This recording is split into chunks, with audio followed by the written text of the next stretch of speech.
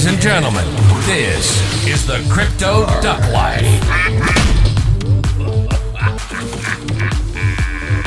Let's give it some. Alright. Yeah.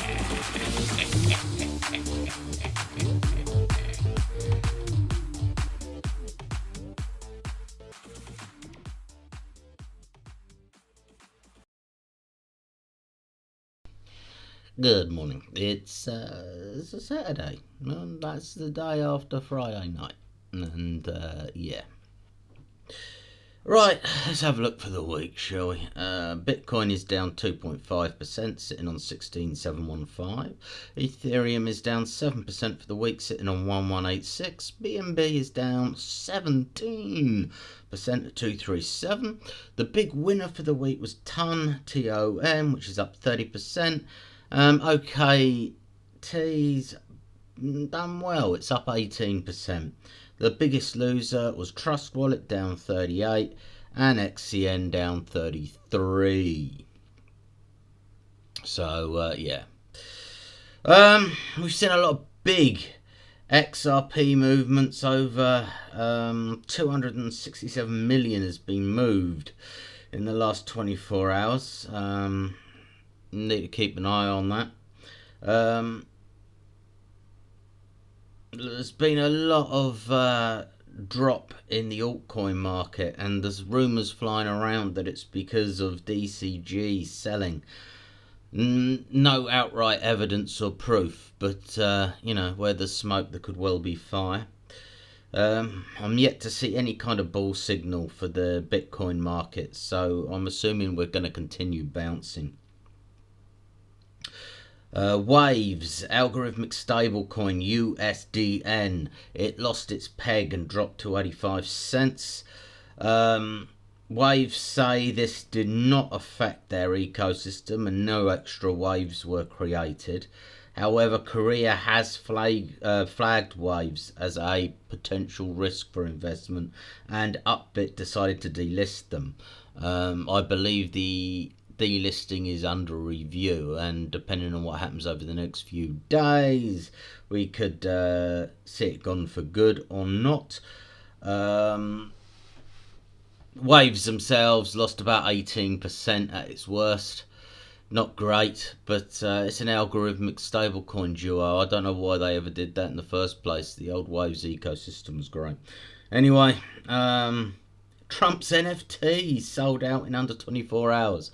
So there you go. There were enough people to, yeah. Doesn't it blow your mind? Right.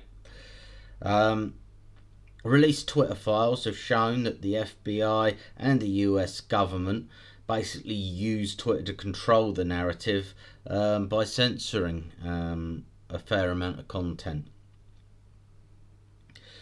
The Bank of International Settlements has announced that banks can now hold 2% of their reserves in crypto. That's quite a major thing, to be honest with you, if they decide to go ahead with that. The co-founder of the world's largest crypto scam, OneCoin, has actually pled guilty in court.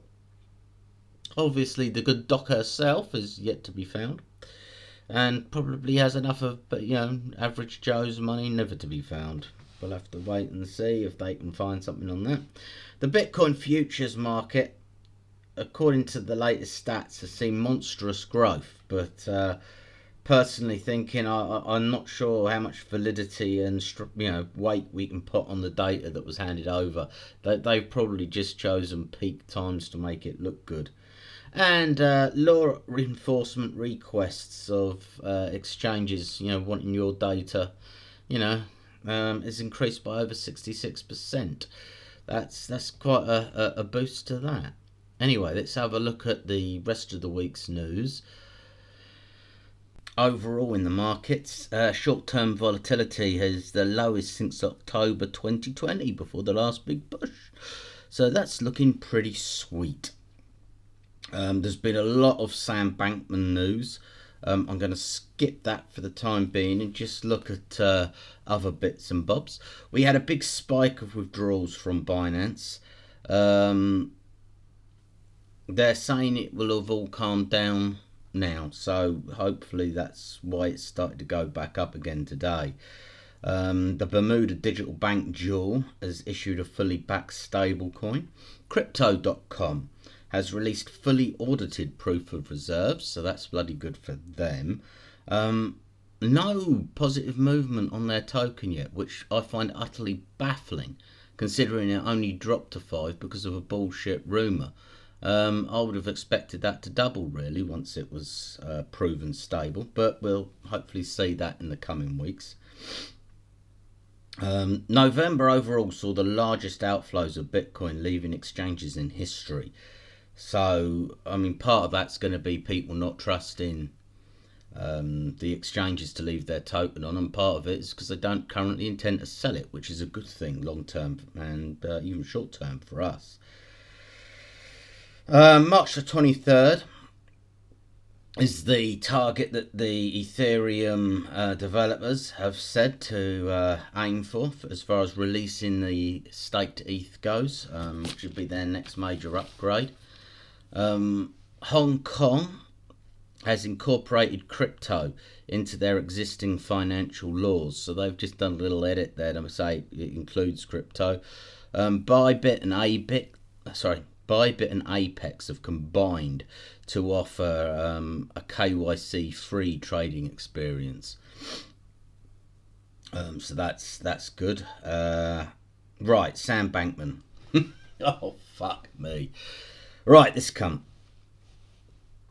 He was denied bail, and, you know, reports say he could be looking at life.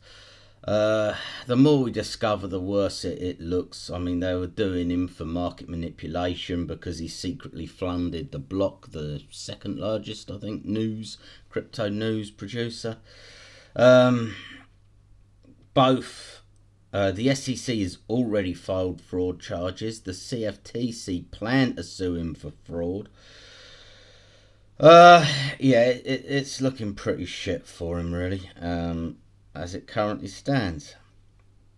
Led from the courthouse in handcuffs. As I said, bail denied. We'll have to wait and see exactly what falls out. The list of charges is immense. I have no doubt that it will be neatened up somewhat, and we'll see what's going on there. Anyway, look, you're sort of up to date. That's not too bad. We've done the major bits of news over the week. Tomorrow I'll do a slightly more in-depth look at news over the week. You had Kevin O'Leary basically testified that Binance intentionally put FTX out of business, but on top of that, there's been a bit of a run to the bank on Binance, and all these rumours of them being done for money laundering and whatnot. Yeah. Oh, well, it will all come out in the wash, won't it? OKT is up 6.4%. Yay for them. XDC is up 6%. And TON corrected a little touch by 6%. Digital Euro should exist before the 2024 elections. It's one of their top priorities. Not going to be a relevant thing, I don't think. I mean, you know, stable coins are already digital. It's just not done in an open and followable way.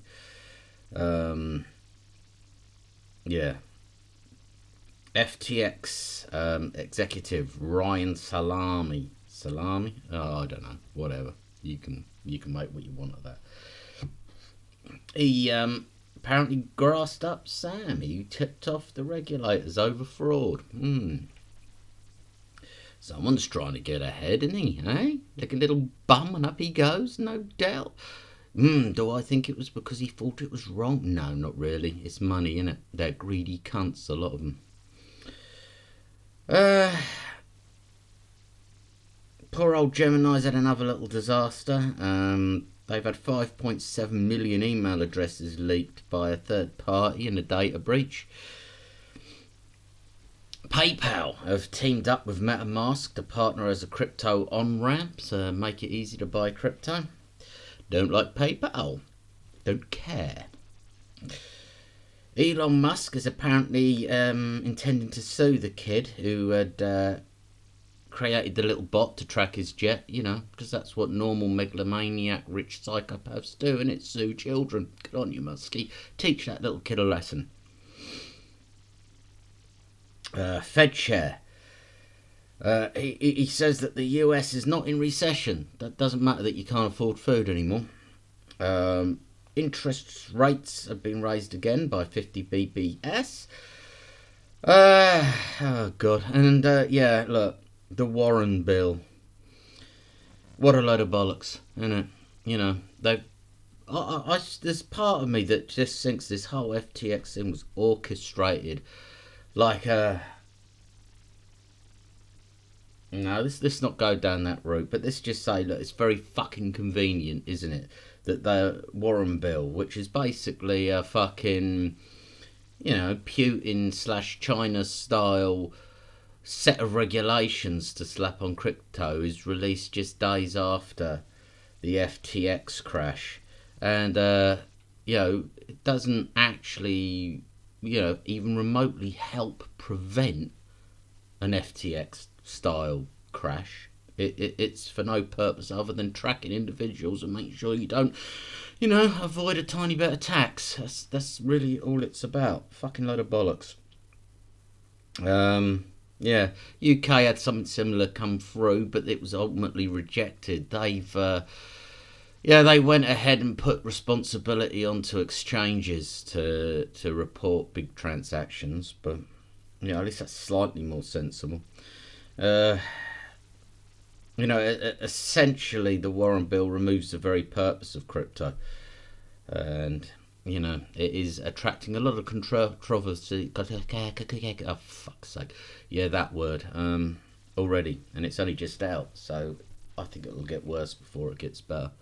But like we said, we expected all these things to be pushed through. There's no surprise there. You know, they don't want you avoiding tax, so they're gonna close every little loophole they can. My advice remains the same. If you've got privacy tokens, get rid of them. Long term, I think Euro's going to ban it outright. I think America will ban it outright. And I think everywhere else will follow suit. You know, there is no privacy in this world. None whatsoever. You don't have a right to privacy. It's a little dream that somebody made up a while back. FTX want to sell LedgerX.